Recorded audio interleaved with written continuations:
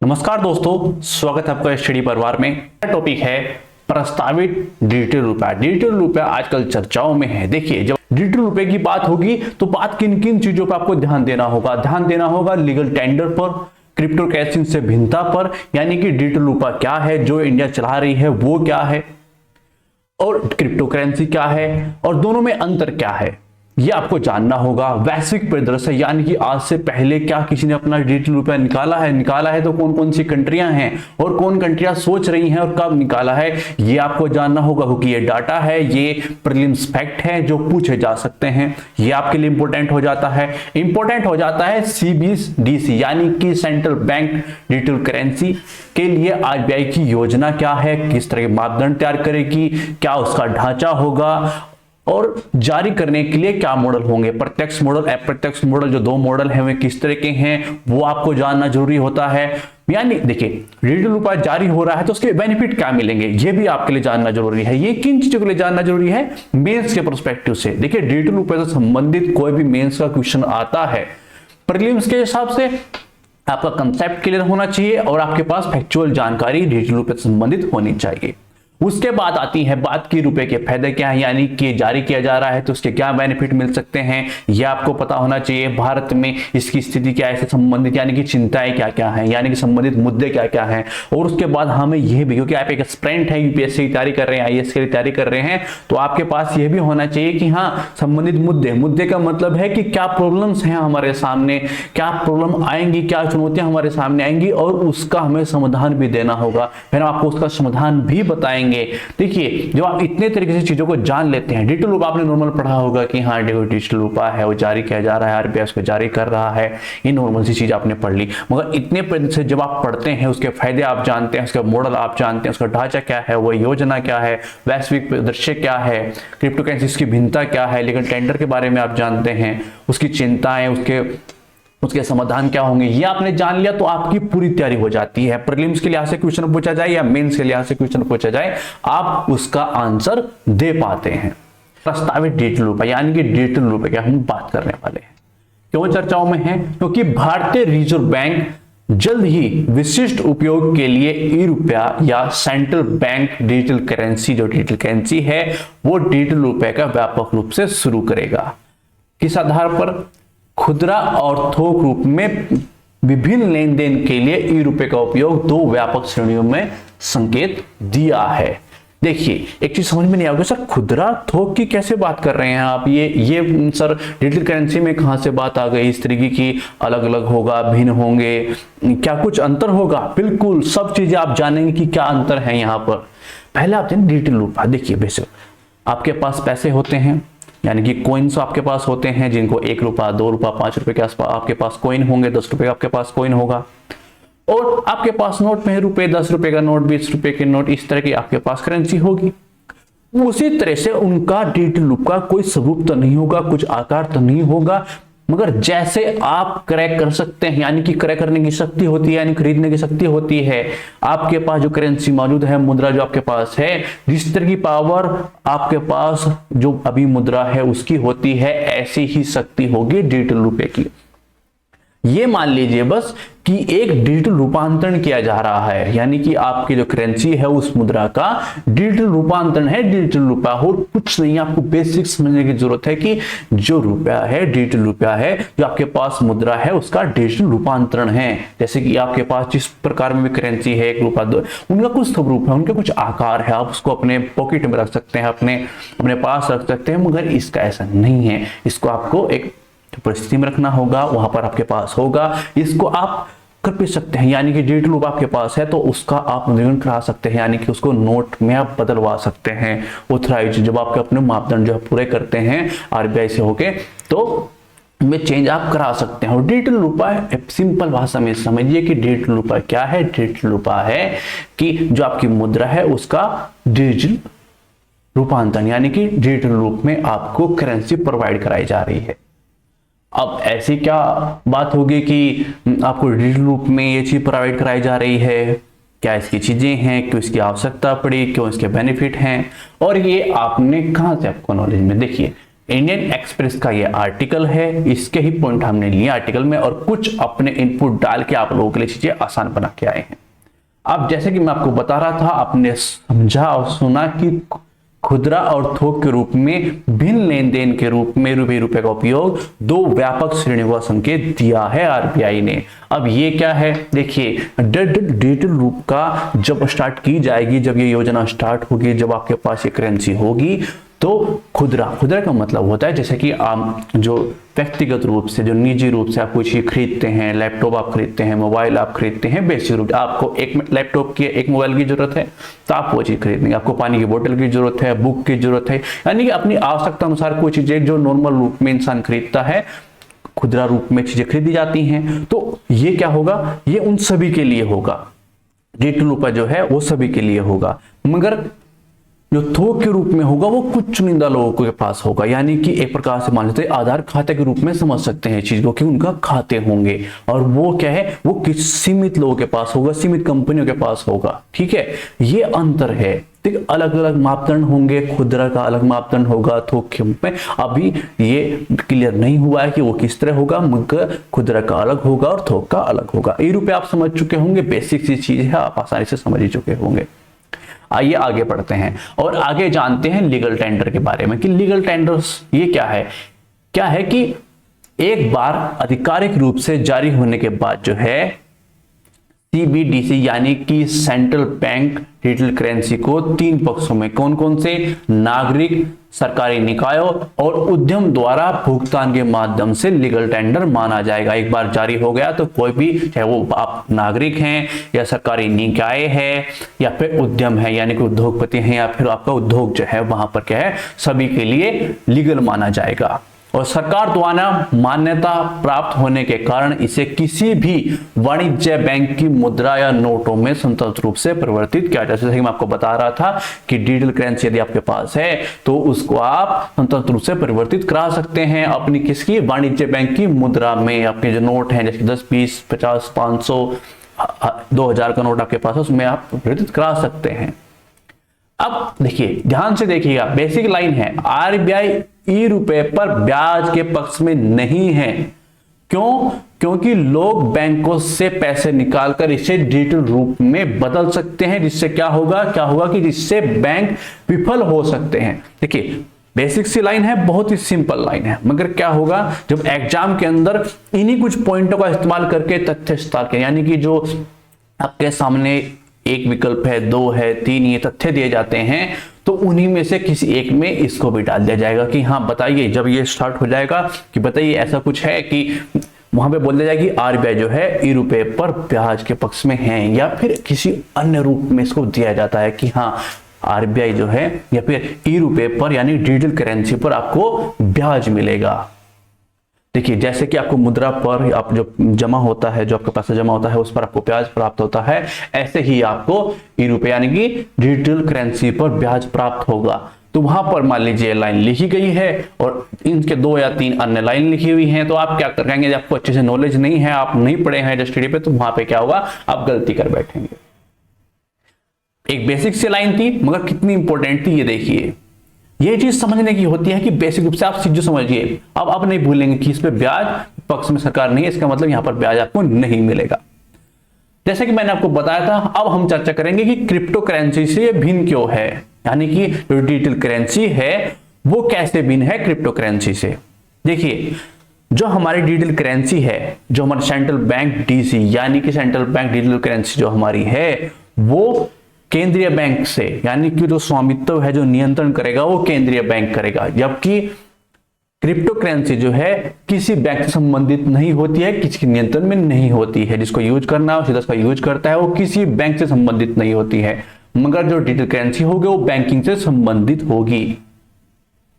तो बेसिकली समझ गए होंगे क्या अंतर है, क्या भिन्नता है। जो डिजिटल करेंसी है, जो हमारे व्यक्तिगत रूप से हमारे जो भारतीय डिजिटल करेंसी है, वो केंद्रीय बैंक के नियंत्रण में होगी, वो इसका स्वामित्व होगा, कैसे करना है, क्या इसके मापदंड होंगे, क्या नियम कानून होंगे, वो सब केंद्रीय बैंक देखेगा। मगर डिजिटल करेंसी के किसी बैंक से कोई संबंध नहीं होता, वो कोई नियंत्रण नहीं होता है। ठीक है, तो चीजें समझ चुके होंगे।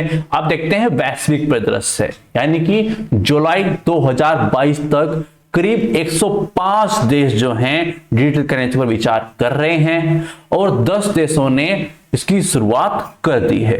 जिनमें सबसे पहला कौन है? सबसे पहला है 2020 में बहामिनियन सैंड डॉलर, सबसे नवीनतम है, ठीक है। और जमैका का जैमडेक्स ये है। देखिए किसने किया? बहामियन। ये एक फैक्चुअल जानकारी है जो सैंड डॉलर के नाम से है और जमैका का जैमडेक्स के नाम से है। ये फैक्चुअल जानकारी आपके पास होनी चाहिए। कितने देश हैं? 10 देश हैं जिन्होंने शुरुआत कर चुके हैं, यानी कि जिनके पास अपनी डिजिटल करेंसी है। वो कितनी कंट्री हैं? 10 कंट्रियां हैं। सबसे पहला ये है और जमैका के पास भी जैमडेक्स है। तो ये कुछ फैक्चुअल जानकारी है जो आपके पास आ गई होंगी। आइए आगे बढ़ते हैं। आप देखते हैं डिजिटल करेंसी के लिए आरबीआई की योजना क्या है। देखिए प्रकार कितने हैं? 2 प्रकार, 2 श्रेणियों में बांटा गया है। कौन सा? जैसे मैं आपको बताया था खुदरा, यानी कि CBDCR के नाम से आप देखेंगे और CBDCW के नाम से आप इसको देख पाएंगे, सुन पाएंगे और जान पाएंगे। ये थोक है, ये खुदरा, यानी खुदरा डिजिटल करेंसी और थोक डिजिटल करेंसी। कैसे, क्या क्या अंतर होगा? खुदरा के अंदर नकदी को इलेक्ट्रॉनिक संस्करण, जो कि मुख्य रूप से खुदरा लेन देन हेतु, इसका उपयोग सभी द्वारा किया जाएगा, यानी कोई भी आप हफ्ते के अंदर कोई भी इसका यूज कर सकता है। मगर थोक के अंदर ऐसा नहीं है, यहां पर चुनिंदा वित्तीय संस्था तक सीमित होगा। ये डिजिटल डिजाइन किया गया है, यानी कि बेसिक रूप से समझे तो कुछ किसी खाता होगा। बेसिक आधार क्या है? खाते के रूप में होगा, उनका कुछ खाता होगा वहां पे, ठीक है। तो थोक जो है चुनिंदा वित्तीय संस्थाओं के द्वारा और खुदरा जो है इसका उपयोग सभी द्वारा किया जा सकता है। देखिए यहां पर भी एक लाइन क्रिएट की जा सकती है कि जो डिजिटल करेंसी है वो 2 प्रकार की है, खुदरा और थोक, और दोनों का यूज जो है वो सभी कर सकते हैं। अब एक लाइन इस तरह की तथ्य के अंदर क्रिएट कर दी गई, यानी कि वो क्वेश्चन पूछा गया है डिजिटल करेंसी संबंधित है और वहां पर एक लाइन क्रिएट कर दी जाती है कि खोद यानी खुदरा यानी कि CBDCR और CBDCW जो है दोनों का उपयोग कोई भी कर सकता है, यानी सभी के लिए उपयोगी, सभी के लिए सभी द्वारा क्या इसका उपयोग जो है सभी द्वारा किया जा सकता है। बेसिक रूप में एक लाइन के अंदर दे दिया गया। वहां पर क्या होगा? यदि आप अच्छे से पढ़े हैं, अच्छे से इसकी नॉलेज ली है, यानी आपने अन्य संस्थाओं पर जाके एक बेसिक रूप से समझा है, बेसिक रूप से देखा है, और वहां पर क्या होगा? आपने अपने एग्जाम के पॉइंट ऑफ व्यू से चीजों को नहीं समझा है तो वहां पर आप फेल हो जाएंगे, क्वेश्चन का आंसर गलत देके आएंगे, ठीक है। बेसिक समझ गए होंगे। आइए आगे बढ़ते हैं। आप देख लेते हैं ढांचा। ऑनलाइन और ऑफलाइन यानी कि दोनों मोड में काम करेगा। विकल्प के रूप में ऑफलाइन कार्य क्षमता के इंटरनेट के बिना यानी लेन देन करने की अनुमति देगी और इस प्रकार खराब और बिना इंटरनेट कनेक्टिविटी वाले क्षेत्रों में इसकी पहुंच सक्षम होगी। ये जो पॉइंट है, देखिए जब आप एग्जाम पर्सपेक्टिव से सुने और एग्जाम पर्सपेक्टिव से देखें तो दिमाग खोल के और आंखें खोल के चीजों को देखिएगा। क्यों मैं ऐसा क्यों बोल रहा हूं आपको? देखिए इसी लाइन का यूज आप इसकी लाभ यानी कि जो बेनिफिट होंगे ये आप बता सकते हैं कि इसका प्रयोग जो है खराब और बिना इंटरनेट कनेक्टिव वाले क्षेत्रों में पहुंचने में सक्षम कर सकते हैं। क्या आपके पास जो अभी आप डिजिटल उपयोग करते हैं, ऐप यूज करते हैं, यूपीआई जो पेटीएम, आप कोई भी ऐप यूज करते हैं बिना इंटरनेट के नहीं कर सकते हैं। और जहां पर इंटरनेट कनेक्टिविटी नहीं है या वहां पर खराब स्थिति में है तो वहां पर यदि आप डिजिटल करेंसी है तो वहां भुगतान कर सकते हैं, चीजें उससे खरीद सकते हैं। तो ये इसका बेनिफिट है। तो आप बेनिफिट में भी चीजों को ले जब आप दिमाग खोल के पढ़ाई करते हैं तो हर चीज आपके लिए लगता है कि हाँ मैं इसको कहां यूज कर सकता हूं। आप जब आपको सिलेक्शन मोड में होते हैं ना कि मुझे सिलेक्शन लेना है तो हर चीज को आप देखते हैं कि इस चीज का यूज कहां पर कर सकते हैं, मींस में, एक लाइन में कर सकते हैं। और मैं ऐसे पढ़ाता हूं कि जिससे आपको बेनिफिट मिले, आपका सिलेक्शन हो, ना कि आपका मनोरंजन। अगला पॉइंट देख लेते हैं ढांचे के अंदर। यह वित्तीय प्रणाली से एस आबादी के डिजिटल पद चिन्ह साबित होगा जिसमें उन्हें ऋण की आसान उपलब्धता सुविधा प्राप्त करेगा, यानी डिजिटलीकरण को बढ़ाएगा, लोगों को उसके अंदर इंक्लूड करेगा। ये बेसिक रूप से एक ढांचा है। ये आगे बढ़ते हैं। आप देखते हैं मॉडल के बारे में जारी करने के लिए कौन कौन से मॉडल होंगे। प्रत्यक्ष मॉडल होगा और अप्रत्यक्ष मॉडल होगा। तो प्रत्यक्ष मॉडल मतलब केंद्रीय बैंक डिजिटल रुपया प्रणाली के सभी पहलुओं जैसे जारी करने, खाता रखने और लेन देन सत्यापन के प्रबंधन में कौन जिम्मेदार होगा? केंद्रीय बैंक, आपका आरबीआई जिम्मेदार होगा। प्रत्यक्ष मॉडल के अंदर कौन जिम्मेदार होगा? आपका आरबीआई मॉडल, यानी कि आरबीआई जिम्मेदार होगा किस चीज के लिए? जारी करने के लिए, खाता रखने के लिए, लेन देन के लिए कौन जिम्मेदार है? केंद्रीय बैंक। आप केंद्रीय बैंक को जाके पकड़िए। और अप्रत्यक्ष मॉडल में वह होगा जहां केंद्रीय बैंक और अन्य मध्यस्थ हैं, यानी कि जो बैंक हैं, कोई अन्य सेवा प्रोवाइड करा रहे हैं, वो हैं, सभी अपनी अपनी भूमिका निभाएंगे और केंद्रीय बैंक अप्रत्यक्ष रूप से बिचौलिए के माध्यम से उपभोक्ताओं को डिजिटल जो करेंसी है वो जारी करेगा और उपभोक्ताओं को किसी भी दावे का प्रबंधन मध्यस्थ द्वारा किया जाएगा। ठीक है, अब इसके बेनिफिट क्या होंगे? बेनिफिट देख लें। देखिए, आपने जान लिया मॉडल, अप्रत्यक्ष मॉडल भी जान लिया और प्रत्यक्ष मॉडल भी जान लिया। देखिए चीजों को बहुत ध्यानपूर्वक देखिएगा। ठीक है, आपको इतनी नॉलेज कोई नहीं देगा किसी टॉपिक के ऊपर, क्योंकि वो आपका यूज करते हैं। ठीक है सर, यहां पर आपका सिलेक्शन के बारे में सोचा जाता है। वो आपको उनका कोई वीज चाहिए, यहाँ पे आइए, हमको बताइए आपकी क्या प्रॉब्लम है, हम आपको उस पर भी वीडियो अपलोड कराएंगे। हमारा उद्देश्य है कि आपका सिलेक्शन हो। ठीक है सर, इसी रूप में देखते हैं कि रुपए के बेनिफिट क्या होंगे। आप पढ़ रहे हैं तो बेनिफिट जानना भी जरूरी है कि क्या बेनिफिट होंगे। देखिए, भौतिक नगद प्रबंधन में शामिल परिचालन लागत में कमी, वित्तीय समावेशन को बढ़ावा देना, भुगतान प्रणाली में लचीलापन, दक्षता और नवीनता लाना। देखिए बेनिफिट, देखिए शुरू में आपको समझाता हूं। आपने सुना ही होगा, जो कॉइन होते हैं, कॉइन तैयार किए जाते हैं तो कुछ ना कुछ उसमें खर्चा आता है। देखो पैसे बनाने में भी खर्चा आता है। जो नोट होते हैं, देखते हैं हम नोट के, देखिए मुद्रा देखते हैं आप, आपके पास 10 का नोट है, 50 का, 100 का, 200 का, 500 का, 2000 का नोट आपके पास होता है और कॉइन भी आपके पास होते हैं। तो इनको बनाने में आरबीआई का खर्चा आता है।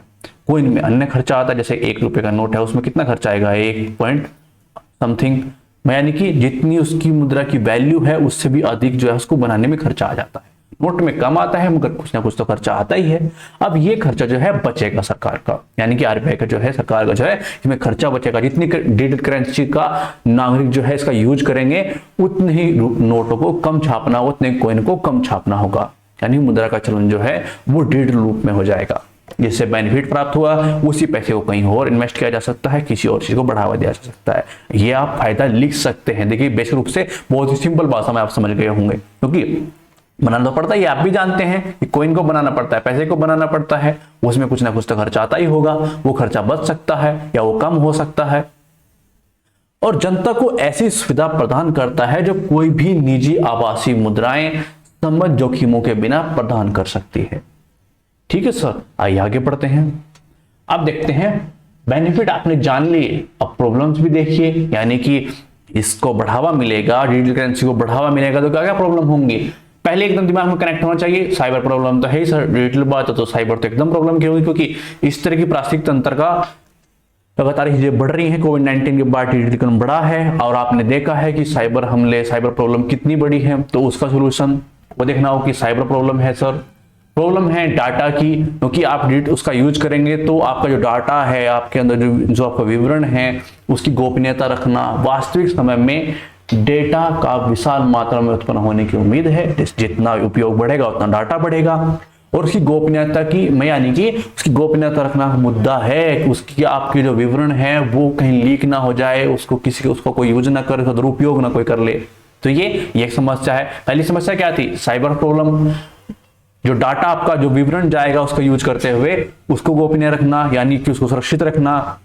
और अगली प्रॉब्लम क्या है? अगली प्रॉब्लम है डिजिटल अंतराल और वित्तीय निरक्षरता, यानी कि केवल 48.7 ग्रामीण पुरुष और 24.6 ग्रामीण महिलाएं ने कभी इंटरनेट का उपयोग किया है। तो ये आंकड़ा है कि इतने ग्रामीण पुरुष और इतने ग्रामीण महिलाएं इंटरनेट का कभी ना कभी उपयोग किया है और इसके अलावा उपयोग नहीं किया है। तो उससे क्या होगा? इसलिए इसको उपयोग बढ़ाने से डिवाइस के साथ वित्तीय समावेशन में लिंग आधारित बाधाओं को बढ़ा सकता है। यह भी एक प्रॉब्लम है।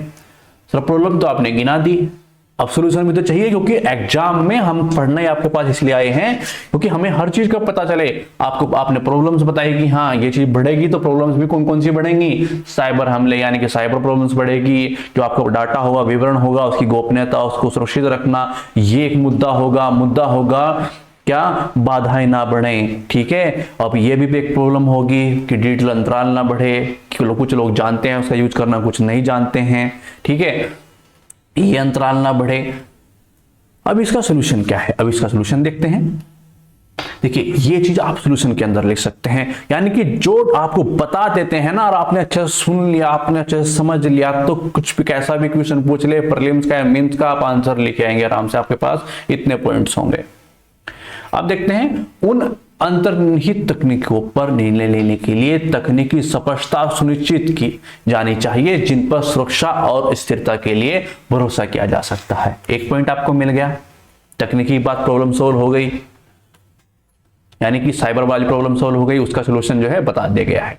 अब देखते हैं डिजिटल करेंसी को एक सफल पहल आंदोलन बनाने के लिए क्या करना होगा आरबीआई को। आधार हेतु ग्रामीण क्षेत्रों में अपनी स्वीकृति बढ़ाने की मांग पक्ष में बुनियादी ढांचे और ज्ञान के अंतराल को दूर करना होगा। जो तीसरी प्रॉब्लम अंतराल वाले बता रहा था उसका सलूशन मिल चुका है, और यही आप सलूशन वहां पे लिखेंगे। जो आप अपनी प्रॉब्लम्स गिना सकते हैं तो सलूशन भी गिनाएंगे। एग्जामिनर को उसको लगेगा कि आपको फुल नॉलेज है इस टॉपिक के बारे में, आपको प्रॉब्लम भी पता है और उसका सलूशन भी पता है। अगला सलूशन क्या है कि आरबीआई को विभिन्न मुद्दों और डिजाइन के विचार और डिजिटल मुद्रा की शुरुआत के निकट प्रभाव को ध्यान में रखते हुए सावधानी से आगे बढ़ना चाहिए। तो तीन ही प्रॉब्लम सॉल्व हो चुकी हैं। तो ये बेसिक जानकारी थी जो हमने आप लोगों को प्रोवाइड कराई। किसी भी टॉपिक से संबंधित जितनी मैक्सिमम जानकारी हम दे सकते थे आपके एग्जाम के पर्सपेक्टिव से। देखिए यहाँ पर बेकार चीजें ना पढ़ाई जाती हैं ना आपको समझाई जाती हैं, आपके एग्जाम के हिसाब से क्या इंपॉर्टेंट है, उसके टॉपिक के अंदर क्या इंपॉर्टेंट है वो आप लोगों को बताया जाता है। आपको कोई प्रॉब्लम है तो हमें कमेंट कर सकते हैं, कोई टॉपिक समझ में नहीं आ रहा है या कोई अन्य प्रॉब्लम आपको है तो आप हमें कमेंट कर सकते हैं। थैंक्स फॉर वॉचिंग, धन्यवाद।